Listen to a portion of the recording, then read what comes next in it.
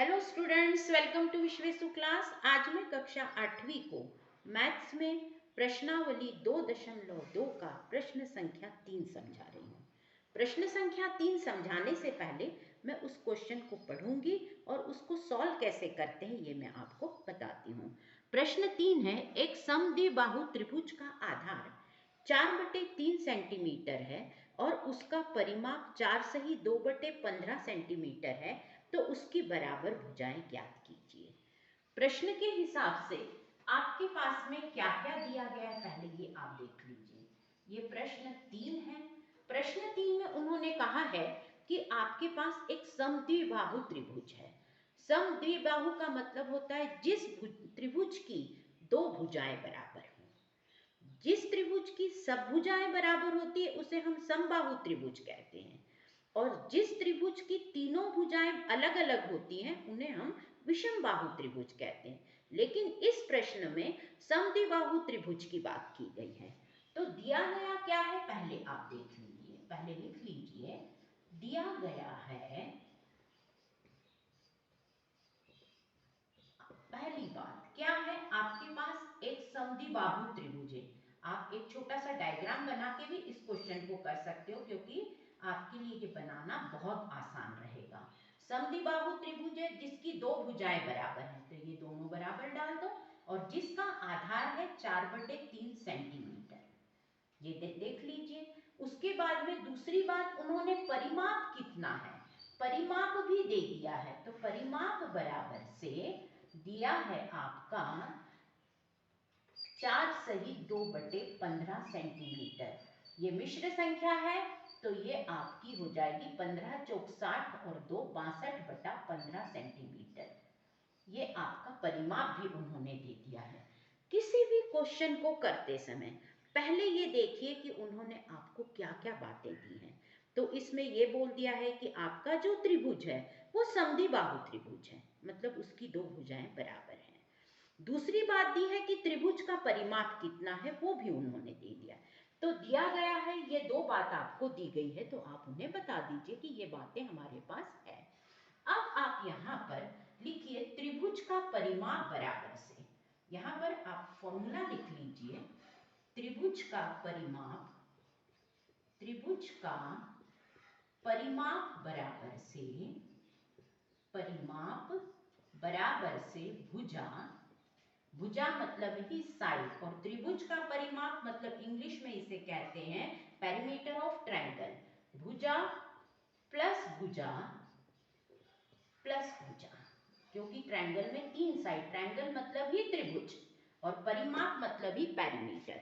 तो तीनों भुजाओं को जब आप जोड़ते हो तब आपको त्रिभुज का परिमाप, परिमाप मतलब भी समझ लीजिए, हर फिगर का परिमाप का फॉर्मूला अलग है। आयताकार का आपने लिखा था 2 गुना लंबाई प्लस चौड़ाई, लेकिन त्रिभुज का परिमाप अलग है, भुजा प्लस भुजा प्लस भुजा, मतलब ये तीनों साइड को हम जोड़ेंगे तब वो उसका परिमाप बनेगा। तो चलिए, अब आपको त्रिभुज का परिमाप तो उन्होंने दे दिया है 62/15। एक भुजा कितनी मानी है आपने, x, दोनों बराबर है तो दोनों को x मान लो, या तो x मानो या तो a मानो या तो y मानो, A to Z अल्फाबेट में से आप कुछ भी मान सकते, लेकिन दोनों बराबर है। ये ले लिया आपने, तो x प्लस 4/3 ले लिया। अब आप क्या करोगे, आपको इसका समीकरण बनाना है। आप देख रहे हो चर वाली संख्याएं उधर चली गई हैं, तो आप हमेशा इसकी साइड चेंज कर दिया करो। पिछले क्वेश्चन में भी मैंने ये किया है। तो आप क्या करोगे, ये बात इधर रख लो, अभी इसका साइन नहीं चेंज करना, अभी हमने क्वेश्चन नहीं स्टार्ट किया, हम सिर्फ इस चर वाला जो हमारी संख्याएं हैं उनको इधर ले रहे हैं। ये बात हमने कर ली है। अब हम क्या करेंगे, चर वाली कौन कौन सी संख्या है, ये भी x है और ये भी x है, तो दोनों जुड़ जाएंगी, तो हो जाएगा 2x। 4/3 जो आपकी अचर है वो वैसी की वैसी ही रहेगी। अभी अब हम क्या करेंगे, 2x जो है वो यही रहेगा, और 62/15 ये 4/3 इधर आके ऋणात्मक बन जाएगा, ये धनात्मक है तो ऋणात्मक बनेगा। इतना पार्ट मैंने आपको अभी करके दिखाया। अब मैं इस पार्ट को ऊपर कंटिन्यू करती हूँ, तो जो दिया गया है वो पार्ट अब मैं रब कर देती दिया गया था। इसी पार्ट को मैं ऊपर शो करके अब आपको बता रही हूँ। यहाँ तक तो बात आपको समझ में आ गई है। अब आप इसको आप ऊपर कर रहे हो, देख लीजिए मैं कैसे समझा रही हूँ। 2x बराबर से 62/15 माइनस 4/3। आप क्या नोटिस कर रहे हैं, यहाँ पर दोनों का हर बराबर नहीं है, एक का 15 है और एक का 3 है। जब हर बराबर नहीं होते हैं तो जोड़ते समय और घटाते समय आपको लघुत्तम निकालना पड़ता है, जिसे हम कहते हैं इंग्लिश में एलसीएम निकालना। पर यहाँ पर मुझे एलसीएम निकालने की इसलिए ज़रूरत नहीं है, अलग से मुझे एलसीएम नहीं निकालना है। मैं कैसे निकालूंगी, 3 के पहाड़े में 15 आता है, तो इसका जो एलसीएम, जो बड़ी संख्या रहेगी वही इसका लघुत्तम रहेगा। ये रहेगा आपका लघुत्तम। अब आप देखिए, यहाँ पर आप छोटा सा एक रफ कॉलम बना लीजिए। यहाँ पर मैं आपको ये बातें समझा दूँ। पहली संख्या क्या है आपकी, पहली संख्या है आपकी 62/15। इस 62/15 को जो भी आपका लघुत्तम है उससे गुणा करते जाइए। ये 15 एकम 15, 15 एकम 15, तो यहाँ पर तो 62 आ जाएगा आपका। फिर ऋणात्मक साइन लगाइए। फिर 4/3 अगली संख्या है, इसको भी आप लघुत्तम से ही गुणा करते जाइए। 3 एकम 3, 3 5 15, और 5 को ऊपर वाली संख्या ऊपर से हमेशा गुणा होती है, तो यहाँ आ गया आपका 20। तो बराबर से आ गया आपका 42/15। ये आ गया है आपका। अब आप देखिए, ये वाला पार्ट भी अब मैं रब कर देती हूँ क्योंकि ये आपने पूरा पहले लिख लिया है। अब आप देखिए 2x बराबर से 42/15 आया है, तो अब आप इसको कैसे करोगे, 2x बराबर से 42/15 है। आपको क्या निकालना है, आपको x निकालना है। यहाँ पर 2x किसको इंडिकेट कर रहा है, मल्टीप्लाई को कर रहा है, तो x तो यही रहेगा और ये 2 यहाँ मल्टीप्लाई है तो यहाँ आकर ये डिवाइड बन जाएगा। 2 के नीचे कुछ नहीं है हर में, तो अपॉन 1 कर लीजिए आप। ये कर दिया आपने। अब आप क्या करोगे, x बराबर से 42/15 तो वैसे ही रहेगा, ये डिवाइड का जो साइन है वो गुणा बन जाता है, और ये जो 2/1 है ये आपका गुणात्मक प्रतिलोम हो जाएगा, मतलब ऊपर वाली संख्या नीचे और नीचे वाली ऊपर। तो ये कट गया है, 2 एकम 2, 2 दूनी 4 और 2 एकम। अब 21 और 15 3 से हो सकते, 3 5 15, 3 7 21, मतलब 7/5 सेंटीमीटर की आपकी एक भुजाई है। लेकिन ये जो नंबर है इसमें आप देख रहे हो कि आपका अंश हर से बड़ा है, तो ये वाला नंबर हम हमेशा मिश्र संख्या में लाएंगे। इसको मिश्र संख्या में लाना भी जरूरी है, कैसे लाते हैं वो भी आप देख लीजिए। बहुत छोटी बात है, ये तो बहुत छोटी क्लासेस में बातें क्लियर हो जाती हैं, लेकिन फिर भी मैं आपको बताती हूँ। जिससे हम डिवाइड करते हैं, जैसे 5 एकम 5 बचा 2, जिससे हम भाग देते हैं उसे हम हमेशा नीचे रखते हैं। नीचे वाली जो संख्या शेष वो ऊपर आ जाती है और आपका भागफल आ जाएगा 1। तो आपकी जो संख्या बनेगी 1 सही 2/5 सेंटीमीटर। तो ये त्रिभुज की दोनों भुजाएं जो हैं वो 1 सही 2/5 सेंटीमीटर की आ गई हैं। तो उत्तर रहेगा आपका, उत्तर बराबर से 1 सही 2/5 सेंटीमीटर। मैंने शुरू से जितना किया वो सब आपको क्लियर करके बताना पड़ेगा। तो चलिए, ये प्रश्न था आपका प्रश्न संख्या 3। अब हमें लिखना है प्रश्न संख्या 4। अब प्रश्न संख्या 4 में उन्होंने क्या कहा है, दो संख्याओं का योग 95 है, उसमें एक संख्या दूसरी से 15 ज्यादा है। ये प्रश्न संख्या 4 है। मैं एक बार फिर से पढ़ रही हूँ। दो संख्याओं का योग 95 है, यदि एक संख्या दूसरी से 15 अधिक है तो दोनों संख्याएं ज्ञात कीजिए। चलिए प्रश्न 4 में पहले यहाँ लिख लेती हूँ, ये लिख लिया मैंने। अब इसमें दिया गया क्या है, इसमें दो संख्याओं का योग 95 है, ये बात उन्होंने दे दी है, तो हम लिख लेंगे यहाँ पर दिया गया है। ये बात जरूर लिखिए, आपको क्या दिया गया है, या गिवन भी लिख सकते हो पर वो इंग्लिश में हो जाएगा, आपको हिंदी में लिखना है तो दिया गया है। पहली बात क्या दी है, दो संख्याओं का योग 95 है, दो संख्याओं का योग 95 है। ये बात उन्होंने योग 95 है ये दे दी है उन्होंने। उसमें से एक संख्या दूसरी से 15 ज्यादा है।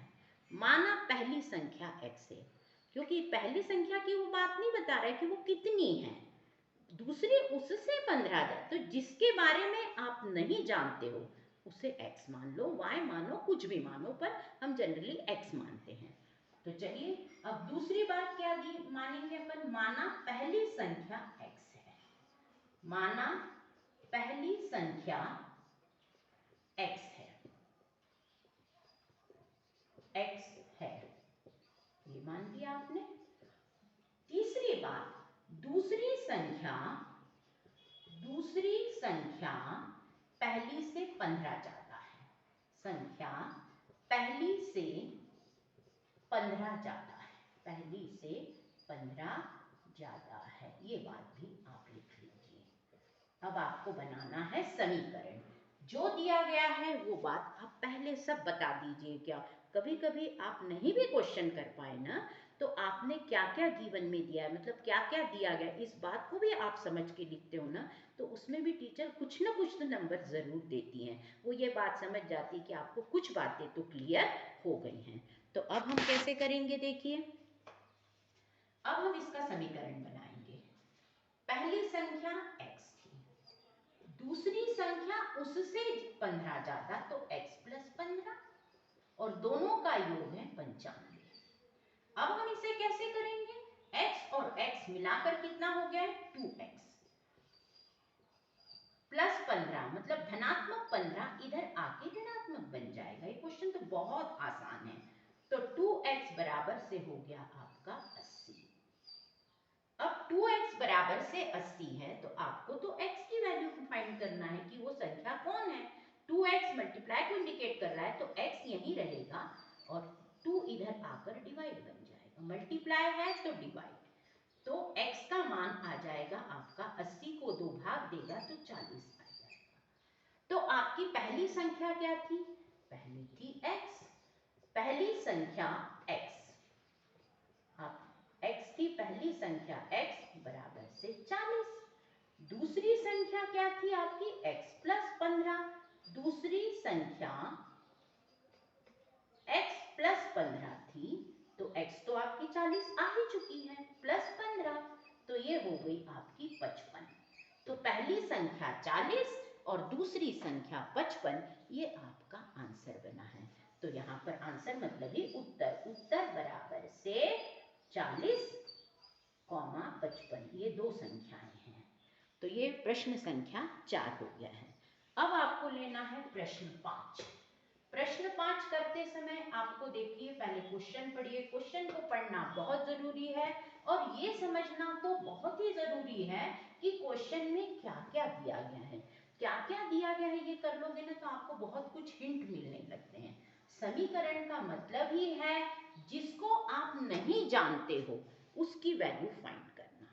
अब जैसे प्रश्न संख्या 5 है, दो संख्याओं में अनुपात 5:3 है, यदि उनमें अंतर 18 है तो वो संख्याएं ज्ञात कीजिए। ये उन्होंने आपसे प्रश्न पूछा है।